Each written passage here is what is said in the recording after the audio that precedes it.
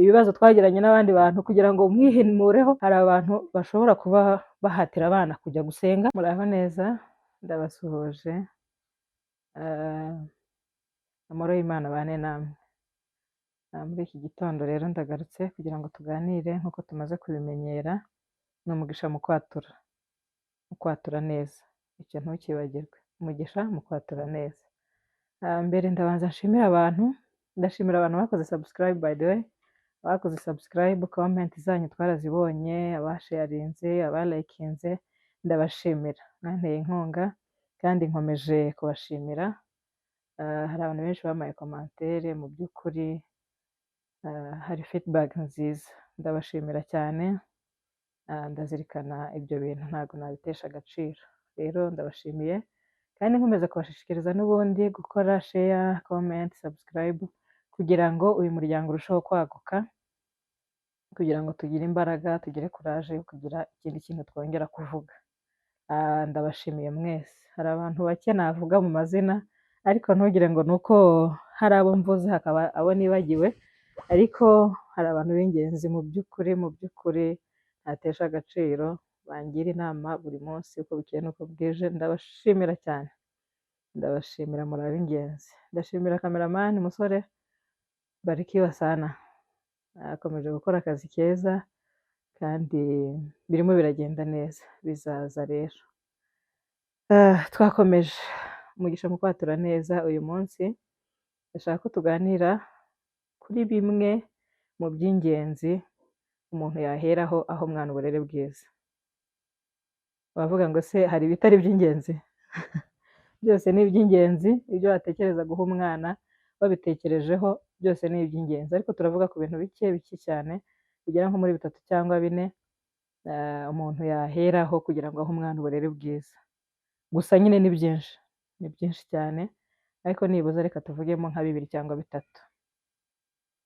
Reka mpere kuri aka gastori. Hari umuntu wagiye kubaza undi, ariko ngira ngo uwo muntu yari umunyedini, ajya kubaza undi nk'uko wajya kubaza umushumba wawe cyangwa undi muntu ukuyoboye mu bintu by'imyemerere. Akamubaza ati se mushumba, umwana wanjye mfite, ni iki cy'ingenzi umuntu yaheraho amuha uburere bwiza? Wa mushumba aramusubiza ati se uwo mwana ugiye gushaka guha uburere afite imyaka ingahe? Aramubwira ati afite imyaka 12. Nuko wa mushumba aramubwira ati none se ko wakererewe muvandimwe, umwana w'imyaka 12 warakererewe? Ati se nagombye kuba narahereye? Aramubwira ati umwana w'imyaka 12 waba warakererewe cyane kumutoza, kumuha uburere bwiza, kuko guha umwana uburere bwiza bihera mu rushako. Wa mugabo ugiye gushaka, kugira ngo uzahe umwana uburere bwiza ugomba gushaka umugore mwiza ufite uburere bwiza. Umugore ugiye gushakwa kugira ngo ahe umwana uburere bwiza agomba kuba ashatse umugabo ufite uburere bwiza. Ako kantu kankozeho, sinzi niba nawe hari icyo ubyumvishijeho. Ni ukuvuga rero ngo kugira ngo uhe umwana uburere bwiza ugomba kumushakira mama we ufite imico myiza, cyangwa papa we ufite imico myiza nimba uri umugore. Tugahita duhera kuri iyo point ivuga ngo icy'ingenzi mu byo waha umwana wawe mu burere bwiza ni umuco mwiza. Icyo kintu kirimo ibintu byinshi cyane, ariko umuco mwiza ni cya gihe utoza umwana imico myiza, kubana n'abandi bantu neza, kuba ari umuntu utagirana amakimbirane n'abandi. Ego ntiyabura, turi mu isi, ariko nibuze akagerageza kuba amahoro mu ruhande rwe. Mu byo rero wahereza umwana by'ingenzi mu byo watekereza guha umwana, muri byinshi watekereza guha umwana uburere bwiza, wamutoza umuco mwiza. Icyo ni icya mbere. Icya kabiri ni ukwita umwana izina ryiza. Tugahita dusubira kuri ka kantu ka mbere twahereyeho kavuga kwatura ku mwana wawe ibyiza. Rero kumwaturaho ibyiza ni ukumwita izina ryiza, izina rifite meaning, risobanura neza, ry'umugisha, ritarimo ya mazina amwe namwe tujya twita abana bacu.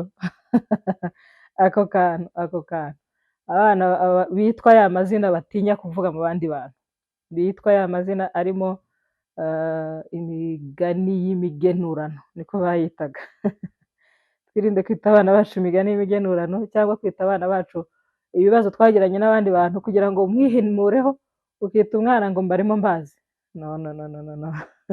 Ako kantu siko. Ita umwana izina ryiza ni umugisha uba umuhaye, ni umugisha uba umwatuyeho, bituma rero dusubira kuri rya jambo rivuga ngo umugisha mu kwatura neza. Deja uba umwatuyeho neza kandi baramukurikirana nk'umubyeyi. Icya gatatu, ntabwo ndi butinde, ikiganiro kiraba ari kigufi cyane, ariko ngira ngo dusobanureho gatoya ku kwatura neza, umugisha wo kwaturwaho neza n'umubyeyi cyangwa gutuzwa neza n'umubyeyi. Icya gatatu twavugaho ni ukwigisha umwana imyemerere yawe, icyo wizera. Icyo kintu ni ingenzi cyane, kuko niba twavuze umuco tukavuga kumwita neza, rero ugomba gutoza umwana wawe icyo wizera. Wizera iki? Wizera Imana? Uri umukristo? Cyangwa ufite ibindi bintu wizera? N'andi madini yose aba afite uko yizera. Igisha umwana wawe icyo wizera. Niba wizera Imana, ni ukuvuga ngo umwana wawe agomba kugendera muri wa murongo wawe. Uko byasa kose, uba ufite umurongo wihaye kandi mwiza, uba ugomba kuwutoza umwana.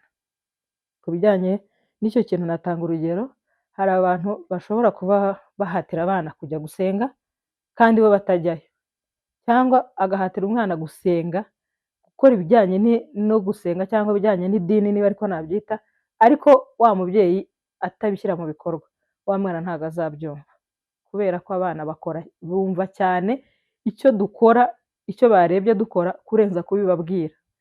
Ikintu kijyanye no kubabwira, uramubwira za teori zawe umubwiye, ntabwo azumva, ariko abikurikiza cyane cyane iyo abona nawe ubikora, ari ikintu cyawe cya buri munsi, aragushigikira kandi akagikunda. Rero ndabashishikariza kwigisha abana banyu icyo mwizera, imyemerere yawe, imyizerere yawe. Yitoza umwana, nutayimutoza hanze hazayimutoza, cyangwa azahura n'undi muntu uzabimutoza, uzamutoza ibyo yemera n'ibyo yizera. Rero byabaye byiza umwana abikuye mu rugo, agatozwa n'umubyeyi icyo wizera, uko usenga, uko ubigenza, umwana agakura bireba, kugira ngo ejo atazagira undi muntu umukura muri ya nzira nziza wagombye kuba waramutoje. Murakoze cyane, ndabashimiye. Dukomeze dukurikirane, dukore share na comment, subscribe, like, kugira ngo dukomeze uyu muryango ukomeze kwaguka. Murakoze kudukurikira, Imana ibahe umugisha.